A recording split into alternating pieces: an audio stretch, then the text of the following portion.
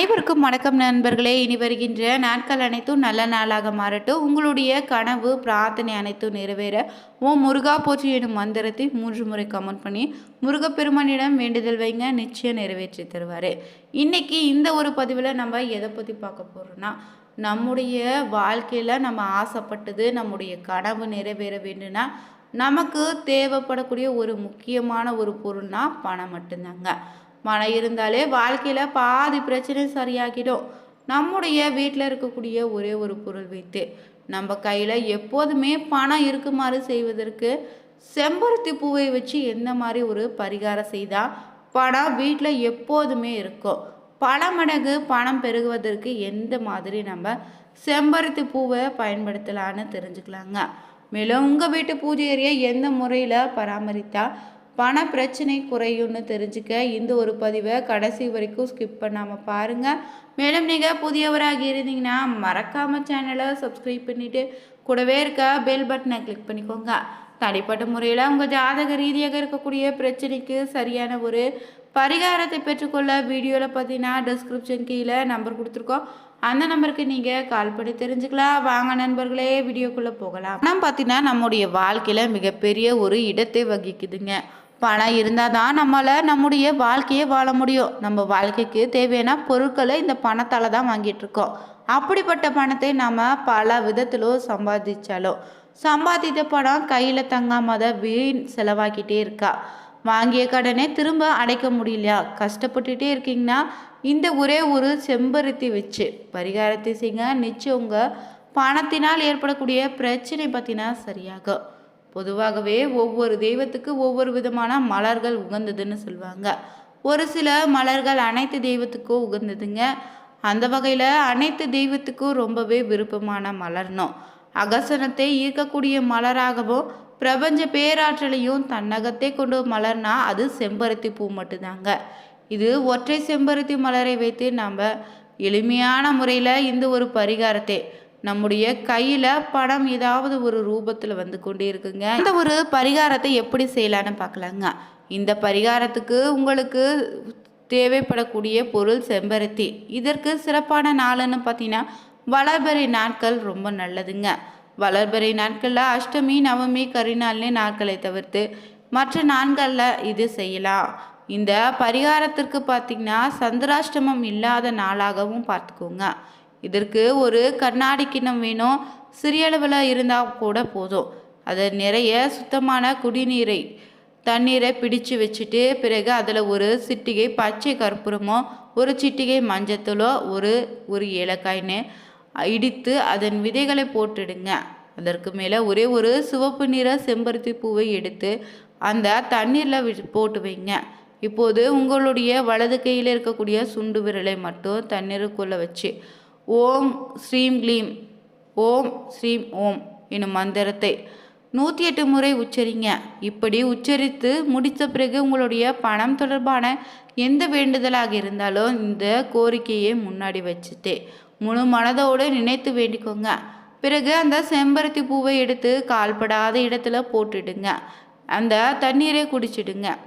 இப்படி தொடர்ச்சியாக 11 நாட்கள் நீங்கள் செய்து வந்தாலே உங்களுக்கு இருக்கக்கூடிய பணம் தொடர்பான தரித்திரம் முற்றிலும் நீங்கள் பணமும் ஏதாவது ரூபத்தில் உங்கள் கைக்கு வந்து கொண்டே இருக்குங்க. இதனால் எந்த ஒரு வீண் விரையும் ஏற்படாது. ஏதாவது வகையில் உங்கள் கையில் பணம் இருந்துட்டு இருக்குங்க.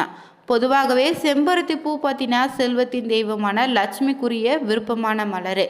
இது வாஸ்துபடி குறிப்பிட்ட திசையில் இந்த செடியை நட்டு வைத்தாலே வீட்டில் இருக்கக்கூடிய கஷ்டங்கள் தீரும்னு சொல்லுவாங்க. உங்கள் வீட்டில் அதிர்ஷ்டத்தை பிரகாசிக்க பல மரங்கள் இருப்பதாக வாஸ்து சொல்லப்படுது. அந்த வகையில் முக்கியமான ஒன்று தாங்க செம்பருத்தி பூ. இந்த மலர் எளிதில் பலருக்கும் கிடைக்கும். இது பார்த்தீங்கன்னா பல வீடுகளில் செம்பருத்தி பூக்களை வீட்டுக்கு முன்னாடியே நீங்கள் பார்த்துருப்பீங்க. இந்த மலர் பார்த்தீங்கன்னா நிதி நெருக்கடியை நீக்குதுங்க.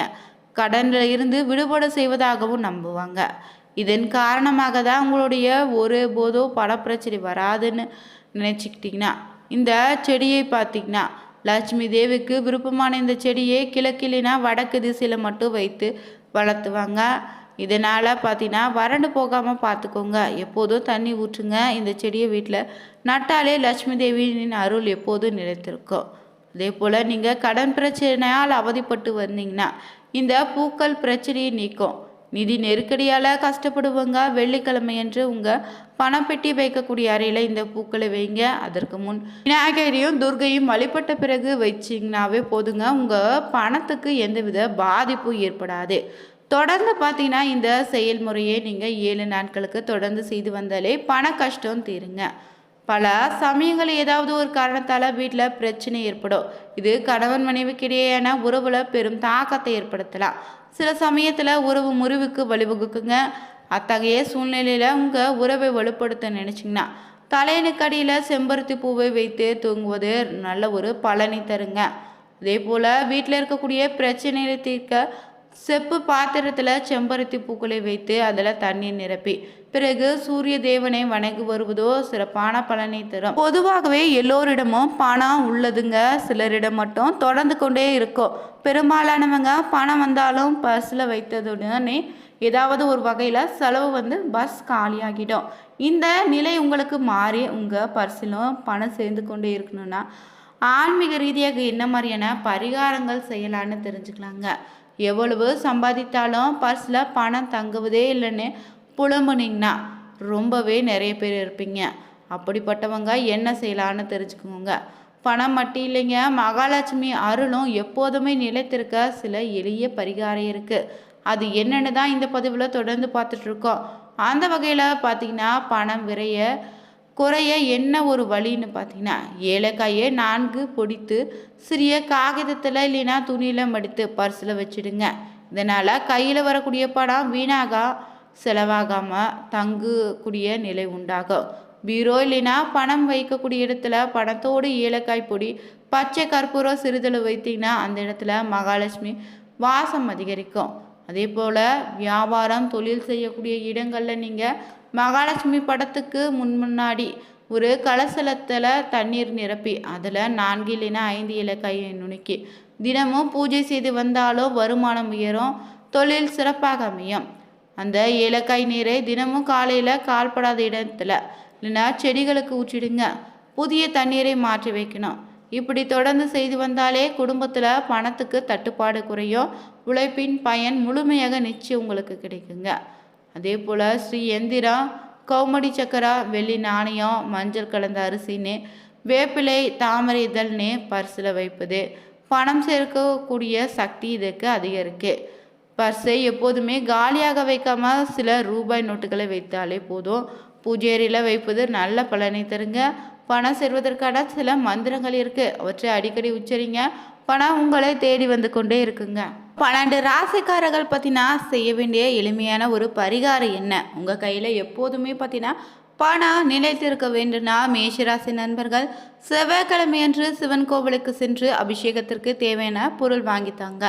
அடுத்ததாக ரிஷபராசி நண்பர்கள் தினமுமே பசுவிற்கு வாழைப்பழம் வாங்கி கொடுங்க. மிதுனம் சுமங்கலி பெண்களுக்கு ரவிக்கை துணி, தாம்பூலம், புடவைன்னு மங்கள பொருட்கள் வாங்கி தருவது ரொம்ப நல்லது. கடகராசி நண்பர்கள் தேவைகளினுடைய தாகம் தீர்க்க தண்ணீரும் உணவு வைங்க. சிம்மராசி நண்பர்கள் இரவு தூங்குவதற்கு முன்னாடி தலைக்கருகில் செப்பு தண்ணீர் வைத்து படுத்துட்டு காலையில் அந்த தண்ணீரை செடிக்கு ஊற்றுவாங்க. கன்னிராசி நண்பர்கள் பார்த்தீங்கன்னா கோவில் பசுவிற்கு வெள்ளம் கலந்த கோதுமை மாவை சாப்பிட கொடுங்க.